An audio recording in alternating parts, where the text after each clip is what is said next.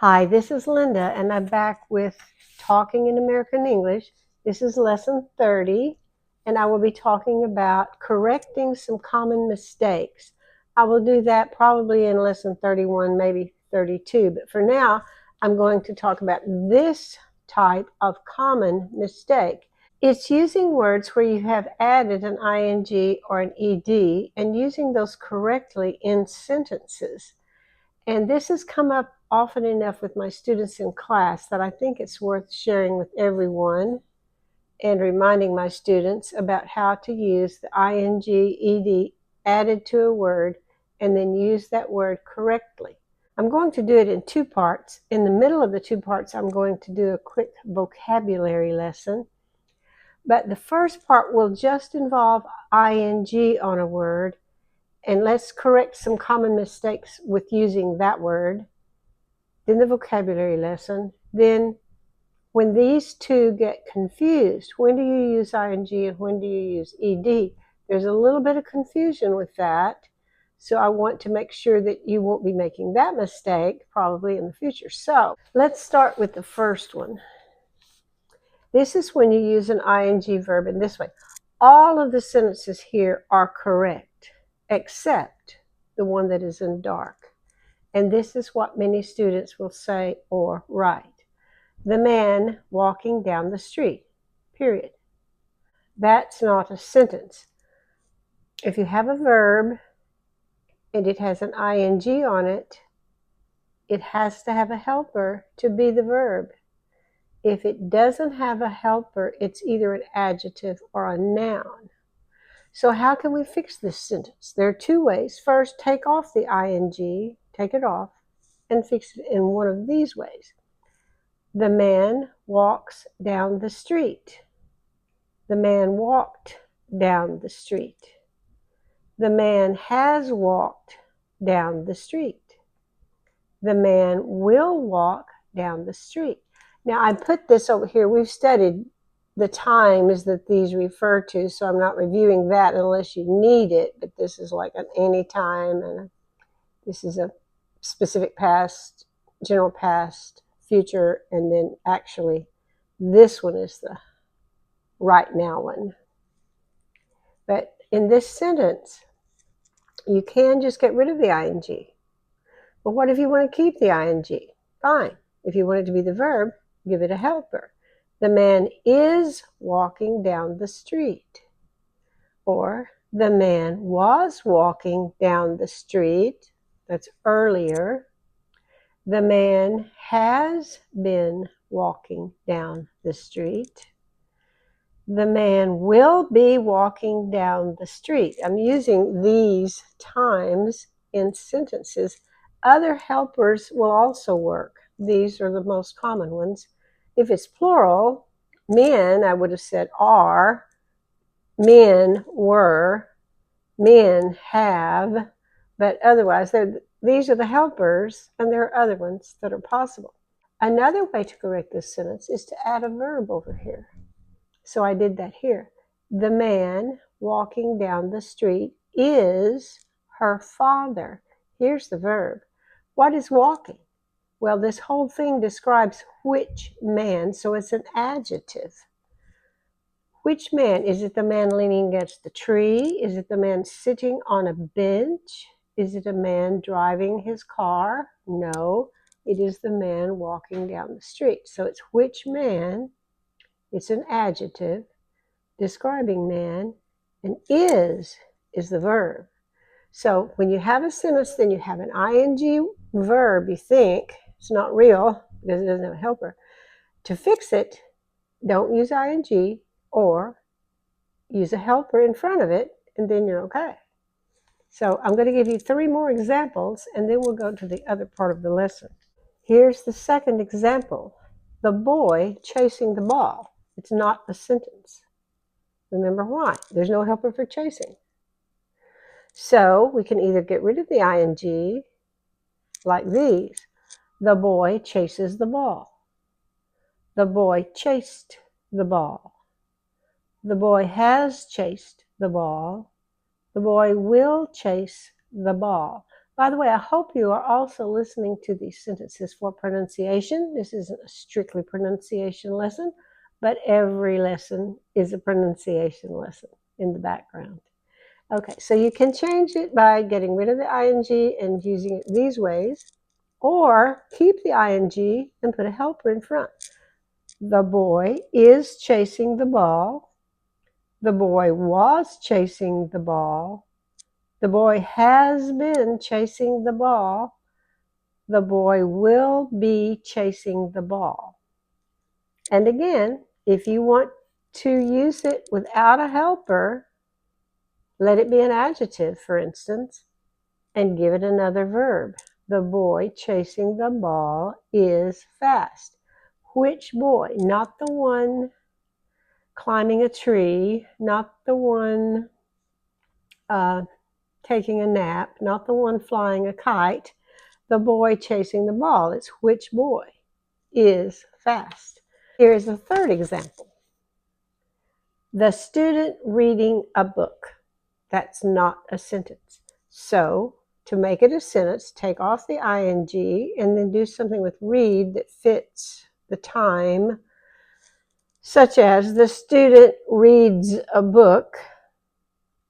The student read a book. I know it's read because if it were read, it would have to have an S on it like that. So it's got to be the past form that doesn't need an S. The student read a book. The student has read a book. The student will read a book. I can use it in this form, but the ing form has to have a helper, so I can add a helper if I want to. The student is reading a book. The student was reading a book. The student has been reading a book. The student will be reading a book. And there are other helpers also. Now, if I don't want to put a helper with it, then I'm going to have to add a verb somewhere. The student reading the book, not the one looking at his phone, not the one playing chess, not those others. This student who is reading the book. The student reading the book makes good grades. Makes is the verb, not reading. It's an adjective. This time I gave it a plural so that I didn't have to put an S here. This is more than one plane. The planes land on the runway.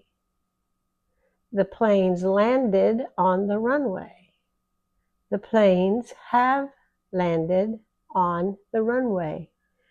The planes will land on the runway. The planes landing on the runway is not a sentence. We can take the ing off this way. Here we added a helper and left the ing. The planes are landing on the runway. The planes were landing on the runway. The planes have been landing on the runway. The planes will be landing on the runway. So I can either not use ing here. I can add a helper in front, or I can leave the helper off but add a verb. The planes landing on the runway are on time. I'm telling you which planes, not the ones still circling above, not the ones already parked at the gate, but the ones that are landing. The planes landing on the runway are on time. That I wanted to add this also. It can be a noun and not have a helper. This is the verb. This is the subject. Walking is nice. Walking down the street is nice in the spring. Chasing the ball during the game is tiring. So tiring. Reading a book improves your vocabulary. Landing on the runway safely takes practice. So it can be a noun. In those earlier sentences, it was an adjective because it had a noun in front of it. And then you can repair that ing verb those ways. Now here's the quick vocabulary lesson, because this will lead into the next half of the lesson for today. How do you feel? Here are some vocabulary words, and it gets stronger as you go. I am happy. I'm excited. I'm delighted. I am thrilled. I am overjoyed. I feel exhilarated. It means my energy level is high because I'm so excited about it. I feel exhilarated. I feel ecstatic. That's super happy. And sometimes the best you can be is I am over the moon. These are different ways to talk about feeling good. These are different ways to talk about not feeling so good. And there are others, but these are common ones. I am sad. I am bored. It's not interesting anymore. I am disappointed. I wanted a different outcome. It didn't happen, so I am disappointed. I am frustrated. That's a fun word to practice. Frustrated. Get those R's in there. I am frustrated. That means I tried to do something, like work a puzzle. It didn't work. I tried again. It didn't work. I tried again. It didn't work. I am frustrated.